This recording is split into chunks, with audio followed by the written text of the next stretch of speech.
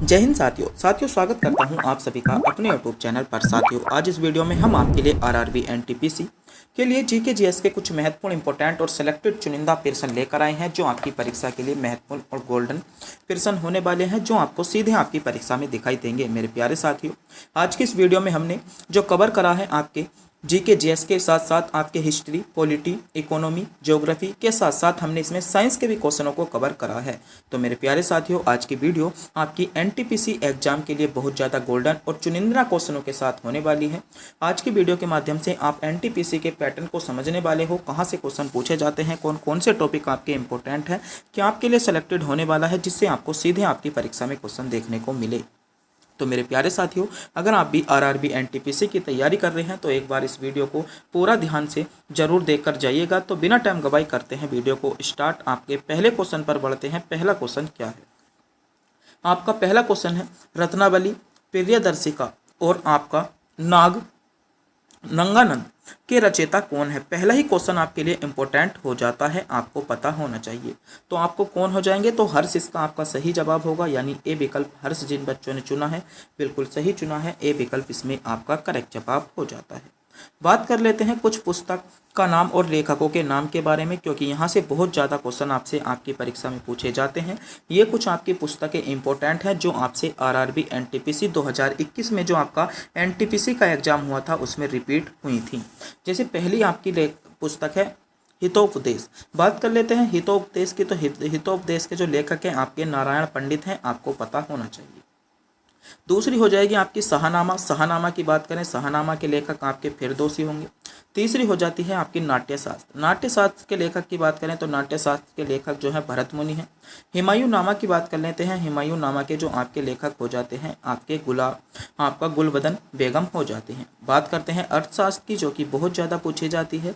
अर्थशास्त्र के जो लेखक हैं आपके चाणक्य हैं, आपको पता होना चाहिए। हर्ष चरित्र की बात करें तो हर्ष चरित्र के लेखक आपके बाणभट्ट हो जाते हैं। यहीं पर बात करें हम अष्टाध्यायी की, तो अष्टाध्यायी के लेखक आपके पाणिनि होंगे। यहीं पर बीजक के जो लेखक हो जाते हैं कबीर हो जाते हैं। बात करते हैं पद्मावती की, तो आपके जायसी होंगे। और आपका बहुत ज़्यादा पूछा जाता है आपका काव्य दर्श, तो इनके जो थे आपके दंडी जो थे आपके इनके लेखक थे, आपको पता होना चाहिए। अगला है आपका मिताक्षरा, जो कि बहुत ज़्यादा पूछी जाती है। आपकी मिताक्षरा जो आपकी पुस्तक है, इसके जो लेखक थे मेरे प्यारे साथियों आपका विज्ञानेश्वर थे, आपको ध्यान रखना होगा। बुद्ध चरित्र की बात करें तो बुद्ध चरित्र जो है इसके लेखक आपके अश्वघोष हैं। महाभाष्य की जो आपके लेखक थे वे आपके पतंजलि थे। नीति शतक की बात कर लेते हैं तो आपके हरि हो जाएंगे। बात कर लेते हैं भरत संहिता, तो आपके 12 महीने हो जाएंगे। मुद्रा राक्षस के जो लेखक हो जाते हैं आपके विशाखदत्त हो जाते हैं, आपको ध्यान रखना है।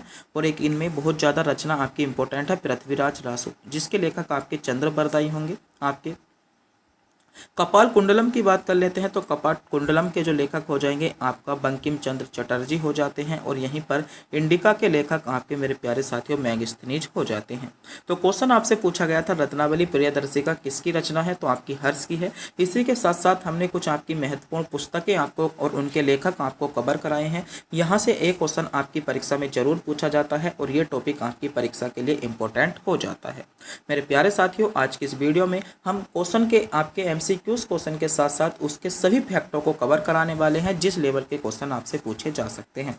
तो मेरे प्यारे साथियों, अगर आपने अभी तक हमारे चैनल को सब्सक्राइब नहीं किया, चैनल पर नए हो तो प्लीज़ चैनल को सब्सक्राइब, वीडियो को लाइक और अपने दोस्तों के पास वीडियो को शेयर जरूर कर दें, क्योंकि चैनल को सब्सक्राइब करने में, वीडियो को लाइक करने में, अपने दोस्तों के पास वीडियो को शेयर करने में आपका किसी प्रकार का कोई पैसा नहीं जाता, ना ही हमको मिलता है। बस हम इससे मोटिवेट होते हैं और आपके लिए सेलेक्टेड से सेलेक्टेड इंपॉर्टेंट और गोल्डन क्वेश्चन लाने की कोशिश करते हैं। तो प्लीज़ हमारे चैनल को सब्सक्राइब जरूर करेंगे।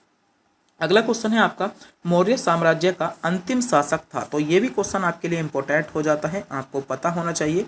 बात कर रहे हैं मौर्य आपका साम्राज्य का जो अंतिम शासक था। तो मौर्य साम्राज्य का जो अंतिम शासक था आपका बृहदत्त था, आपको ध्यान रखना होगा, यानी यहाँ पर भी ए विकल्प आपका करेक्ट जवाब बन जाएगा।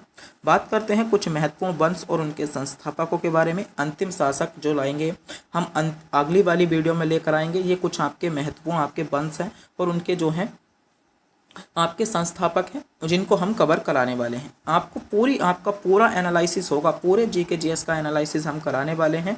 बस आप हमारी वीडियो पर बने रहिएगा। पूरे एनटीपीसी में हम आपके जो है लगभग 40 के 40 क्वेश्चनों को हम आपके कवर कराकर जाएंगे। पहला हो जाएगा आपका हर्यक वंश। हर्यक वंश के संस्थापक की बात करें तो हर्यक वंश के जो संस्थापक थे आपके बिंबिसार थे, आपको पता होना चाहिए। दूसरा वंश था आपका शिशुनाग वंश। शिशुनाग वंश के जो संस्थापक हैं आपके शिशुनाग है, बहुत ज़्यादा पूछा जाता है। नंद वंश के संस्थापक की बात करें तो महापद्म नंद आपके नंद वंश के संस्थापक थे। बात कर लेते हैं मौर्य वंश के संस्थापक की, तो मौर्य वंश के संस्थापक आपके चंद्रगुप्त मौर्य होंगे। शुंग वंश की बात कर लेते हैं तो शुंग वंश के संस्थापक आपके पुष्यमित्र शुंग हो जाते हैं।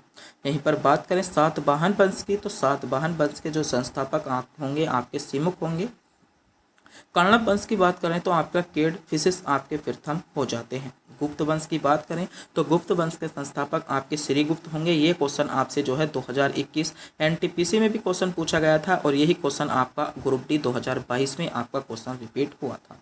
पाल वंश की बात करें तो पाल वंश के संस्थापक आपके गोपाल हैं, आरआरबी में क्वेश्चन पूछा जा चुका है।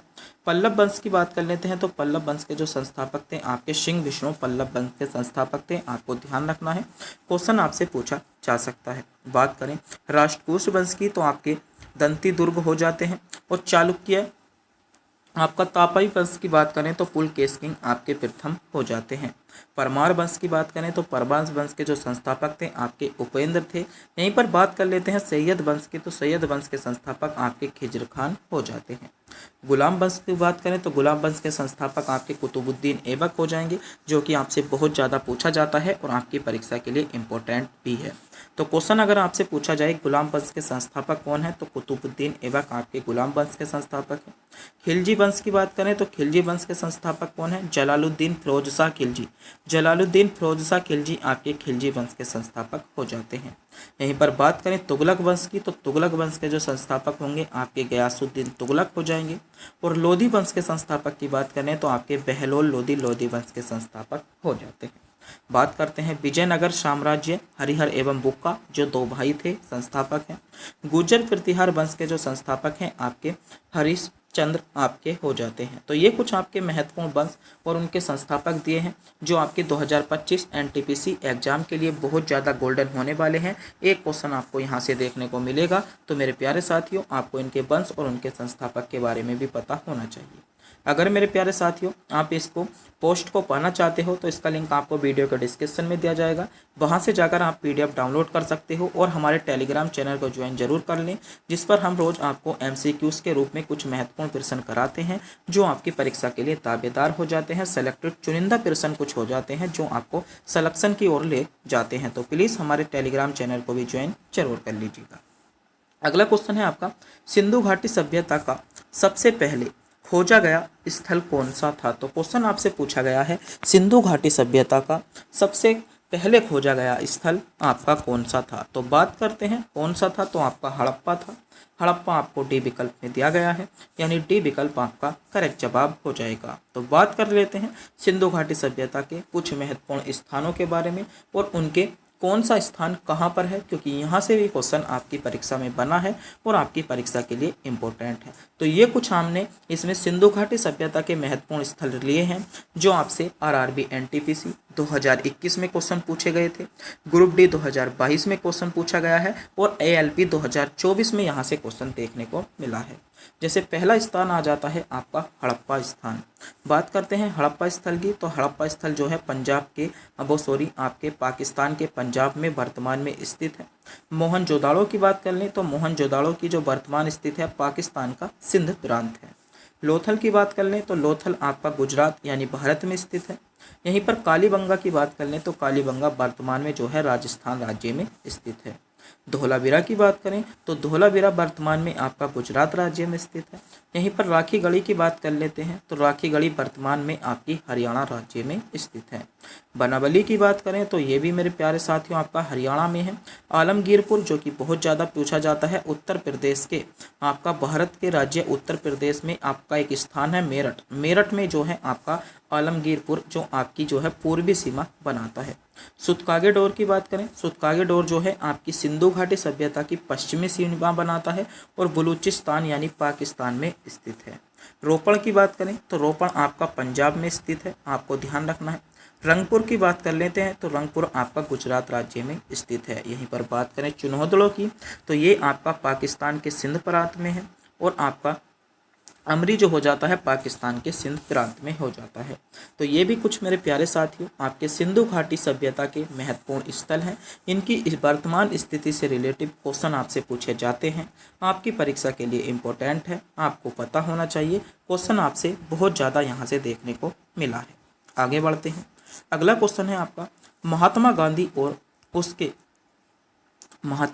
और उनके स्वयं सेवकों के मूल द्वारा निम्नलिखित में से कितने दिनों में दांडी मार्च यानी पद यात्रा की गई थी। तो आपसे क्वेश्चन पूछा गया है जो आपकी दांडी मार्च यात्रा थी उसको पूरा करने में कितना दिन लगा था। तो आपको पता होना चाहिए दांडी मार्च यात्रा में आपके 24 दिन लगे थे। 24 दिन आपको विकल्प डी में दिए गए हैं, यानी डी विकल्प इसमें आपका करेक्ट जवाब हो जाएगा जिन बच्चों ने विकल्प डी को चुना है। बात कर लेते हैं आपकी दांडी मार्च यात्रा से कुछ इम्पोर्टेंट फैक्टों के बारे में जहां से क्वेश्चन आपसे पूछे जा सकते हैं। जैसे बात करें दांडी यात्रा की शुरुआत जो की गई थी आपकी 12 मार्च 1930 को। 12 मार्च 1930 को दांडी मार्च यात्रा की शुरुआत की गई थी और ये यात्रा की जो शुरुआत की गई थी वह आपकी साबरमती आश्रम से आपकी शुरुआत महात्मा गांधी और उनके 78 अनुयायियों के साथ की गई थी। तो ये भी क्वेश्चन पूछा जाता है कि दांडी मार्च यात्रा में गांधी जी के साथ कितने अनुयायी शामिल थे। तो आपको पता होना चाहिए 78 अनुयायी शामिल थे। इसका मुख्य उद्देश्य जो था अंग्रेजों द्वारा बनाया गया नमक कानून को तोड़ना। तो अंग्रेजों द्वारा बनाया गया नमक कानून को तोड़ना इसका मूल उद्देश्य था। इसमें दूरी की बात करें तो लगभग 240 मील या बोल सकते हैं हम 386 किलोमीटर हम बोल सकते हैं। इसमें इतनी दूरी आपकी तय की गई थी। कहीं कहीं पर आपको जो है 241 मील भी आपको देखने को मिलता है। तो अगर आपको 241 मील आपको कहीं विकल्प देखने को मिलता है तो वह भी आपका सही माना जाता है। अवधि की बात करें तो दांडी मार्च यात्रा में जो कुल अवधि लगी थी आपकी 24 दिन इसमें लगी थी।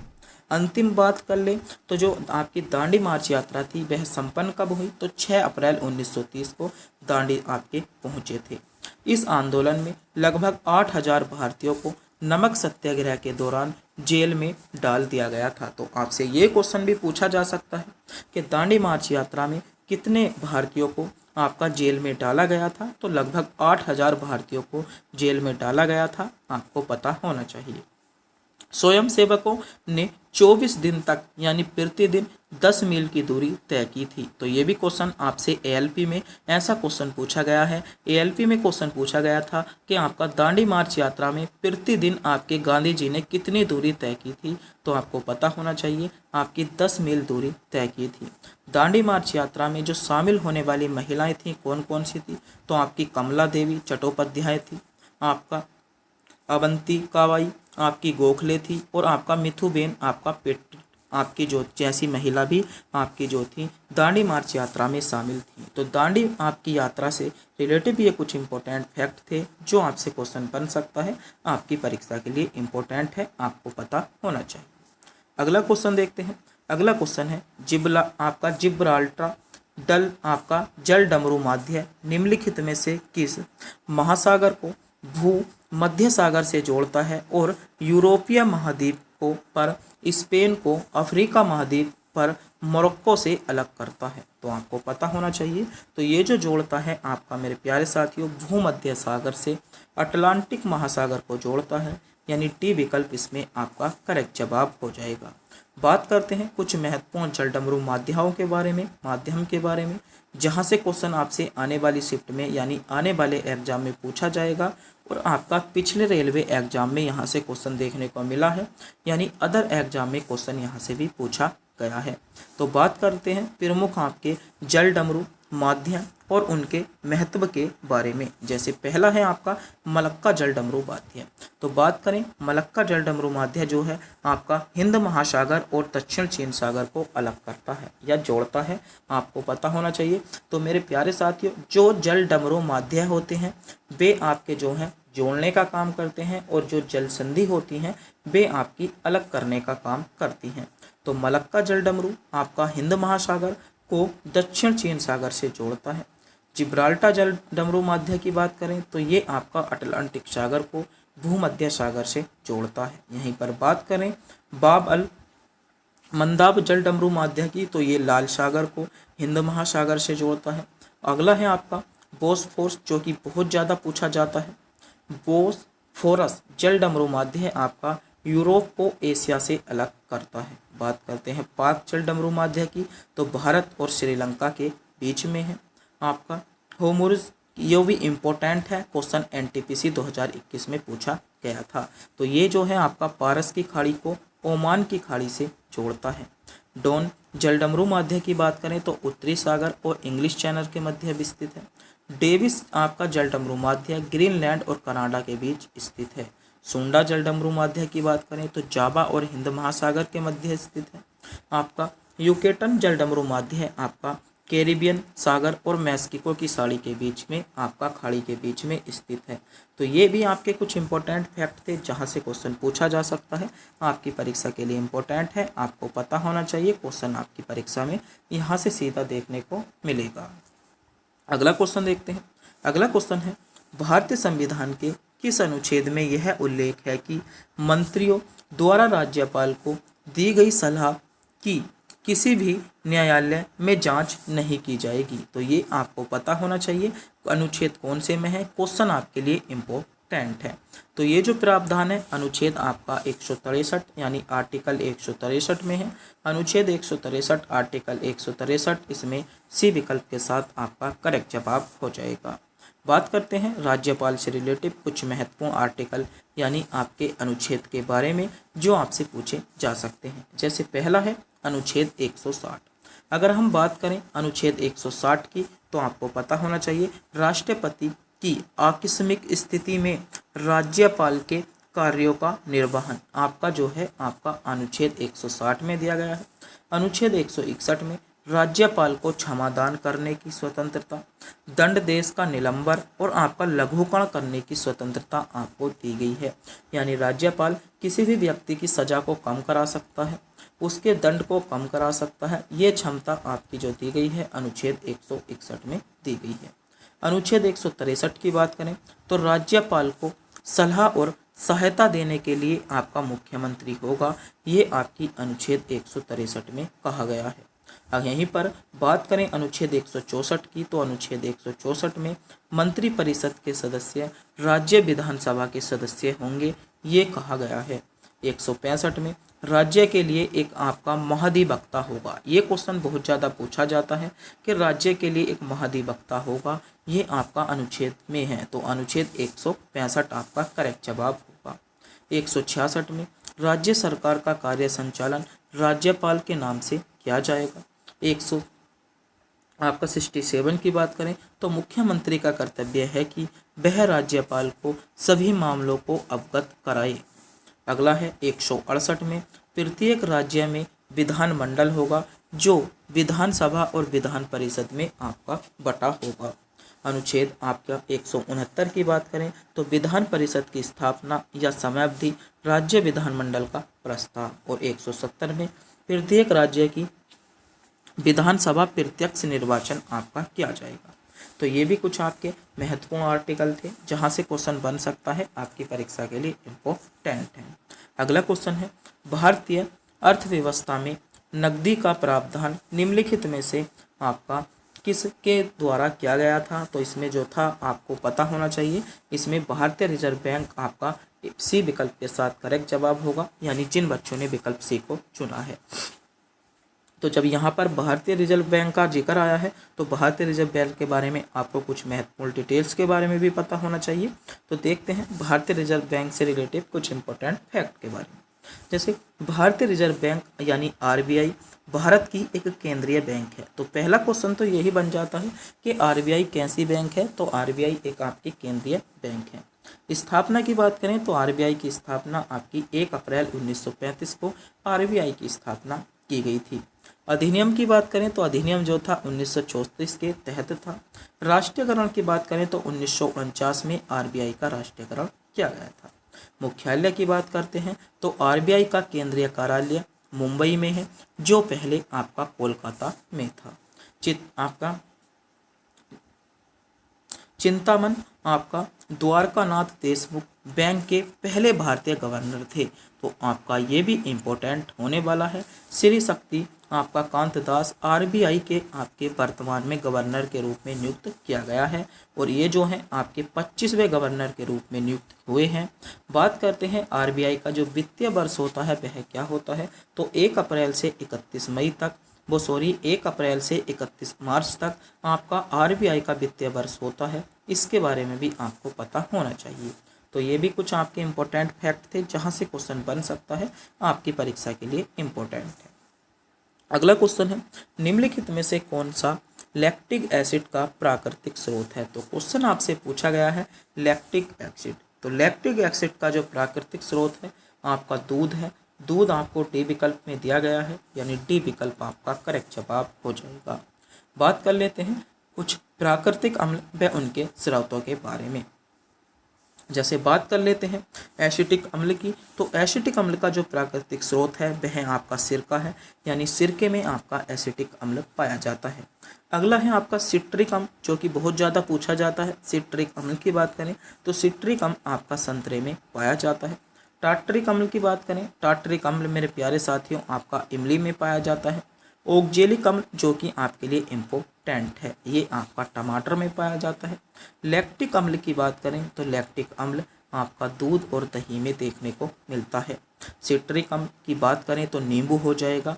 फॉर्मिक अम्ल आपका चींटी के डंक में पाया जाता है। तो ये भी कुछ आपके इम्पोर्टेंट फैक्ट हैं जहाँ से क्वेश्चन बन सकता है, आपकी परीक्षा के लिए दावेदार चुनिंदा कुछ इम्पोर्टेंट फैक्ट थे, आपको पता होना चाहिए। अगला क्वेश्चन देखते हैं। अगला क्वेश्चन है, अम्लीय वर्षा तब होगी जब वर्षा जल का पीएच मान इससे कम होगा, यानी अम्लीय वर्षा का पीएच मान किससे कम होना चाहिए। तो आपको ध्यान रखना है 5.6 होना चाहिए। ए विकल्प आपका करेक्ट जवाब हो जाएगा। बात कर लेते हैं कुछ महत्वपूर्ण पीएच मानों के बारे में। जैसे कई बार आपसे क्वेश्चन पूछ लिया जाता है सिरके का पीएच मान कितना होता है, तो सिरके का पीएच मान 2.2 से 3.4 होता है। दूध का पीएच मान जो होता है 6.6 से आपका 6.6 होता है। बात करते हैं लार।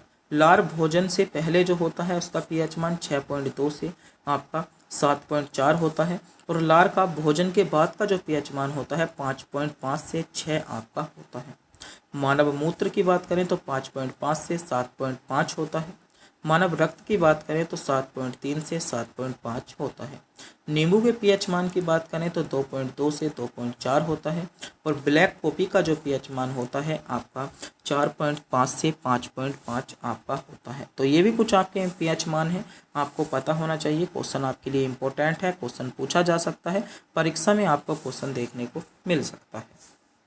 अगला क्वेश्चन है, निम्नलिखित में से कौन सी या सा ट्रॉफी क्रिकेट आपका कप क्रिकेट से संबंधित है। तो इसमें जो है आपका दिलीप ट्रॉफी है, आपको ध्यान रखना है। बी विकल्प आपका करेक्ट जवाब होगा। तो ये भी कुछ आपकी महत्वपूर्ण आपकी ट्रॉफी दी गई हैं जहाँ से क्वेश्चन पूछा जा सकता है, आपके इम्पोर्टेंट है। जैसे क्रिकेट से जो संबंधित हो जाएगी आपकी दिलीप ट्रॉफी जो कि बहुत ज़्यादा पूछी जाती है और आपकी रणजी ट्रॉफी भी बहुत ज़्यादा पूछी जाती है। देवधर ट्रॉफी आपकी क्रिकेट से संबंधित है, ये भी आपसे बहुत ज़्यादा पूछी जाती है। आपका आईसीसी चैंपियनशिप ट्रॉफी, ये भी आपके लिए इम्पोर्टेंट हो जाएगा। फुटबॉल की बात करें तो ड्यूरंट कप बहुत ज़्यादा पूछा जाता है। आपका संतोष ट्रॉफी आपकी फुटबॉल से संबंधित है। फीफा वर्ल्ड कप आपका फुटबॉल से संबंधित है। बैडमिंटन की बात करें तो थॉमस कप और आपका उबेर कप दोनों ही आपके लिए इम्पोर्टेंट है। हॉकी की बात करें तो हॉकी में जो पूछा जाता है आपका आगा खान कप बहुत ज़्यादा पूछा जाता है। आगा खान कप हॉकी से संबंधित है। ध्यानचंद्र ट्रॉफी आपकी हॉकी से ही संबंधित है। बैटन कप भी आपसे बहुत ज़्यादा पूछा जाता है। रंगा स्वामी ट्रॉफी आपकी हॉकी से ही संबंधित है। तो ये कुछ आपकी प्रमुख ट्रॉफी और खेल दिए गए हैं जहाँ से क्वेश्चन आपसे पूछा जा सकता है, आपकी परीक्षा के लिए इम्पोर्टेंट हो जाता है। अगला क्वेश्चन देखते हैं। अगला क्वेश्चन है, भारतीय संविधान में विधेयी प्रक्रिया आपकी किस देश से ली गई है। तो मेरे प्यारे साथियों, ये क्वेश्चन हम आपको टेस्ट के रूप में देते हैं। आपका पहला विकल्प है ऑस्ट्रेलिया, दूसरा है आयरलैंड, तीसरा है यूनाइटेड किंगडम, चौथा विकल्प है आपका जापान। अगर आप इस क्वेश्चन का जवाब जानते हैं तो हमें कमेंट बॉक्स में ज़रूर बताएंगे। वीडियो कैसी लगी, वीडियो अच्छी लगी, वीडियो को लाइक करेंगे। चैनल पर नए हो चैनल को सब्सक्राइब करेंगे। अपने दोस्तों के पास वीडियो को शेयर भी जरूर करेंगे। तब तक के लिए मिलते हैं अगली वीडियो में।